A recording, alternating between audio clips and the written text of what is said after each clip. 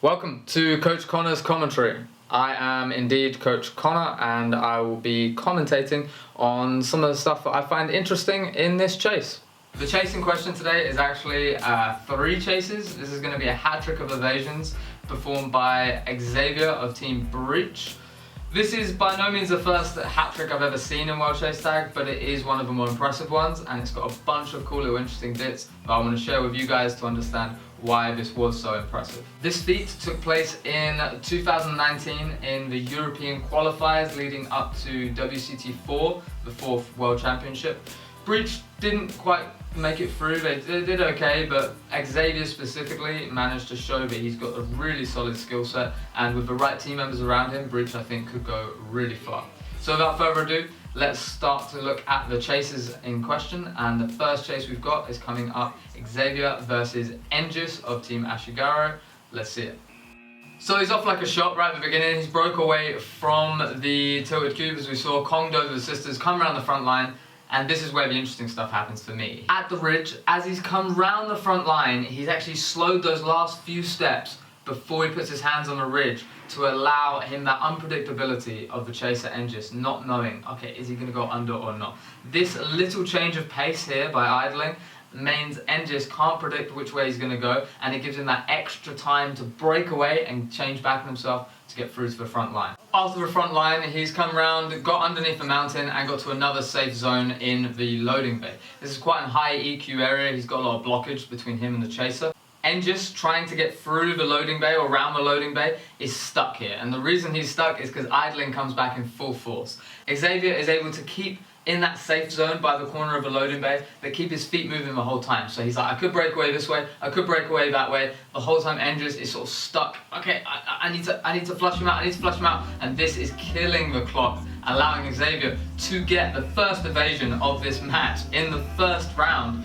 He's managed to come on debut player for a team that has first time entered into professional setting, and his first chase he gets the evasion. One of the reasons he managed to get this evasion is this skill idling, and we'll see it used further on in the rest of the hat trick, but I want to specify it here because this is the best use of it I've seen, and it allows him to set that standard going forward into the next chase, knowing, okay, I've got this momentum behind me, this is my first chase, I nailed it, I know roughly how some of this stuff works now, I know that it's going to work in a competitive setting. Let's see what happens in the next chase. And the next chase does not disappoint. Straight away he uses something called reverse herding at the beginning, where he's got the tilted cube, takes a massive step out into the open side of the tilted cube to draw in Luca, the Ashigaro player, to go that side, so that he's got the EQ, the blockage, to come back around the tilted cube and make a break under the mountain. Getting to the loading bay, he's in his comfort zone, and again you can see he's tried to reverse herd. He stepped to the left, stepped to the right to try and draw Luca out to the back of the loading bay. What he doesn't suspect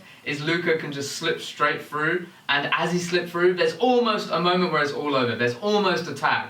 But your boy Xavier has got this really good adaptive sense to stay low, and as the hand is swiped, he's able to duck underneath before he sprints away. I'm not going to put it all down to skill, this one might just be a little bit of luck, but it's really cool to see in the heat of the moment these really small little adaptive changes that make or break a match. After this near miss, I think Xavier must be bricking it, because all of a sudden, massive surge of energy and there's no stopping him. It's 1.5 laps around the quad to get the evasion. The 1.5 laps means taking the high ground to get that distance, that separation from him and the chaser. Really technical route, using rail strides and the such to be able to get the high ground all the way across. Very hard thing to do, very energy consuming, but when it's needed, it's needed. I think he used a lot of his brain power in the idling and the tactics at the beginning. Once Luca slipped through that bar, it was like, okay, all bets are off. I'm just going to make it as fast as I can around this quad to see if I can get this evasion. I'm already 1 point up for my team. If I can get 2, great. I'm not too worried if I don't. But luckily it did pay off, because obviously he's got the evasion. This is 2 for 2 at the beginning of this match, and then we go into the third chase here. Between the chases, it's worth saying, they get a break. Each player gets about 30 seconds, 20-30 seconds, that they can cool off and relax and figure out, okay, what am I going to do? Maybe a little chat with their captains, things like this. And Xavier, I think, will need it after this massive surge of energy that he's just put out. And after this little rest, he is able to speed away from the tilted cube. You see him breaking away from cover, getting under the mountain and back again to the loading bay. This must be a favorite for Xavier. It must be where he spends a lot of the time practicing to try and get these tactics down, and they really do work. Reverse herding. This is a form of juking, to be clear. It's just the specific type that it is more body language led.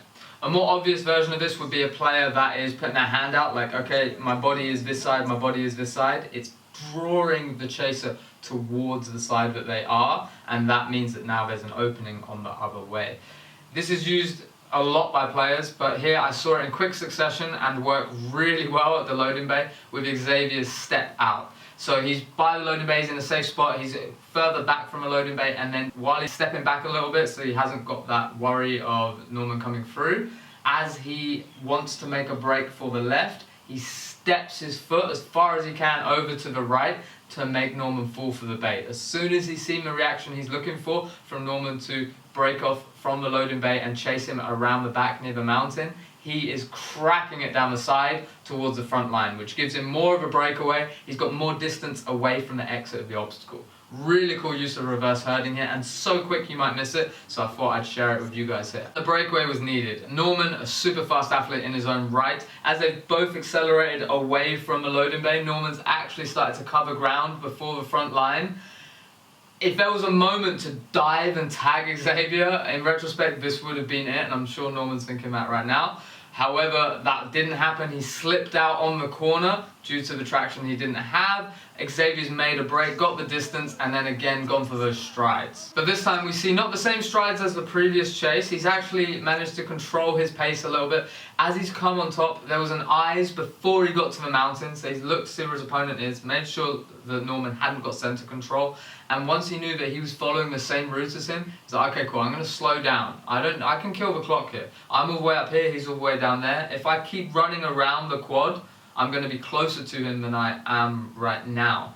So there was a little bit of a change of pace. He's disengaged that fight or flight mode and he's able to think a little bit more clearly. After he's got to a safe zone again, relaxing, controlling the pace of the chase or the chase tempo. Really good work here from Xavier, and then again drop down, loading bay, safe zone, he knows where he's at, he's got a little bit of reverse herding, he's either one way, gone the other. Killed the clock here also, and bam, 3 evasions in a row in his debut of World Chase Tag. Xavier is absolutely on fire. This is an awesome moment. I want to celebrate the guy. I think he did super well. He basically carried Breach through the qualifier at this point. They got 3-0 in the third chase. They're up so many points. They got the psychological advantage as well as the actual advantage of the points. He's doing super well. I don't want to bring the mood down, but we're going to see what happens next. Chase 4, Breach evading. 3-0, Breach. Athletes ready. The game is hot. Sam stepping up to the plate, ready to chase for Ashigara. He comes over. Xavier looking a little relaxed, wiping the feet, coming in with a slow pace, and he drops down into the center.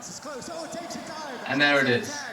A small little mistake like that, a little slip of the hands, and you can see his team's reaction, absolute distraught. Knee capitation across the knee. Missed the hands, landed on his knee across the bar, sending his hips higher, slid across the ground, hitting his back on the loading bay. Brutal injury to end such a heroic run like this, but I do want to show the importance of reserving your energy here, because you can only make good decisions, i.e. safe decisions, i.e. sustainability over the whole match, if you've got that extra energy available to you. So reserving energy, not only getting points, but reserving energy for later points that you might get, let's say in the semi-qualifiers or even in the finals.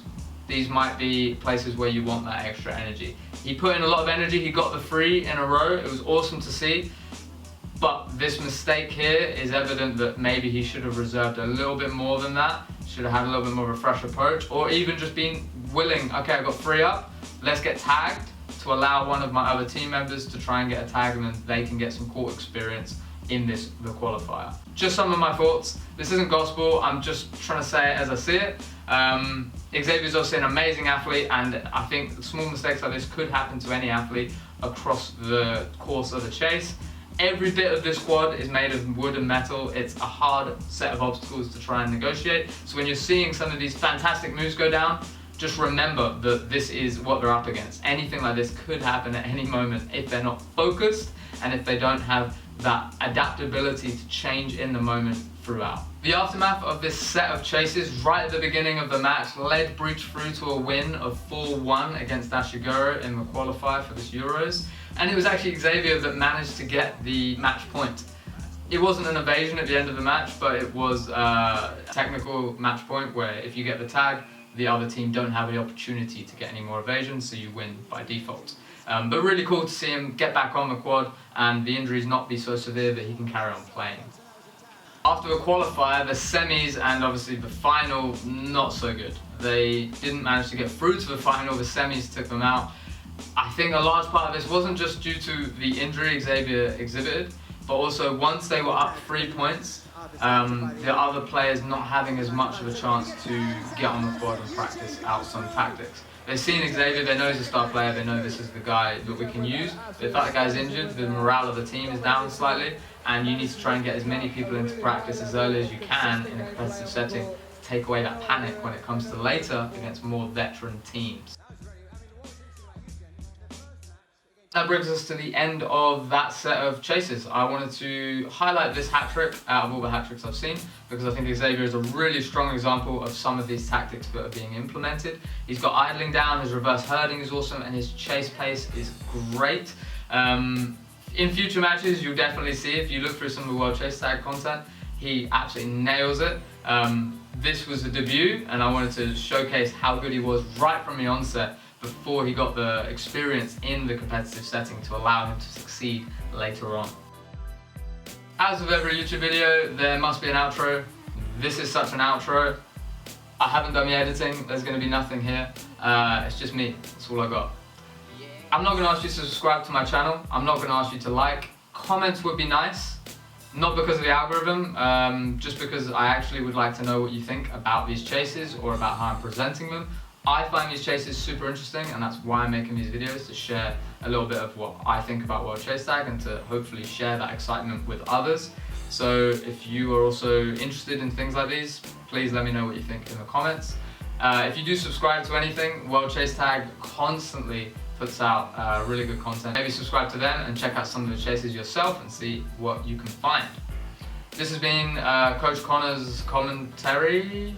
Coach Connor's Commentary. Now not a working title, now the real title. This has been Coach Connor's Commentary. Peace!